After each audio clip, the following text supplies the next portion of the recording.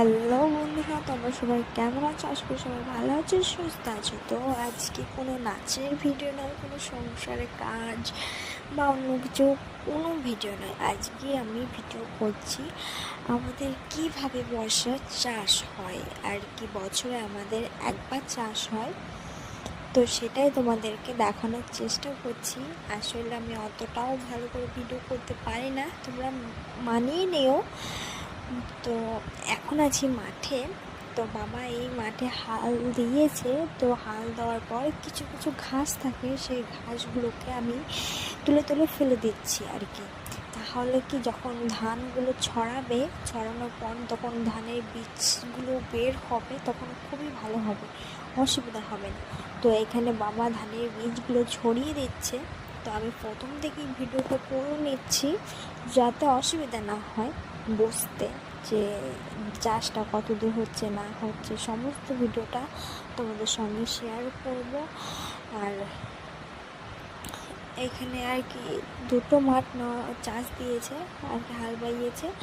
তো এই দুটো মাঠে দু রকমের ধানের বিচুন ফেলা হবে, আর এই সাইডে ফাঁকা রেখে দিয়েছে কারণ এইখানে মাটিটা ভেজা আছে এখনও।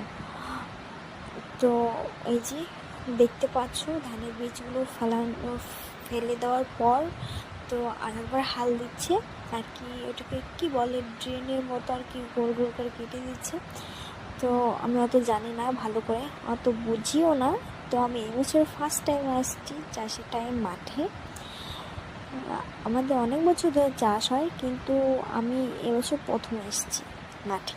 মাঠে আর কি এসেছি অনেকবারই, কিন্তু চাষের টাইমে আসিনি কখনো। তো ভাবছি এখন থেকেই পুরো আর কি ভিডিও দেওয়ার চেষ্টা করব, যে কত দূর চাষ হচ্ছে কি না সমস্তটাই। আর ওখানে জুম করে আমি দেখাচ্ছিলাম, মা আসছে ধানের বিচুন নিয়ে আর কি।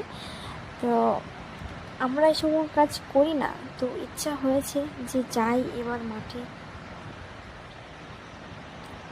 তো আমি তো মাঠ থেকে চলে এসেছি। মাঠ থেকে চলে আসার পর এই সুরকুঞ্জগুলো আর কি জামাতে লেগে গেছে, নাইটিতে। তো বিক্রমকে বললাম তুমি ছাড়িয়ে দাও কিছু, আমি ছাড়াচ্ছি। দুজনে বসে বসে ছাড়িয়ে নিলাম। তো ভিডিওটা যদি ভালো লাগে লাইক করে দিও আর কমেন্ট করবে যে তোমাদের ভিডিওটা কেমন লাগলো, বা তোমরা ভিডিও আরও চাও চাষে, তাহলে আমি তোমাদের সমস্তটা তুলে ধরবো। কষ্ট করেও হোক আমি ভিডিওগুলো দেখানোর চেষ্টা করব। টাটা, বাই, সবাই ভালো থাকবেন।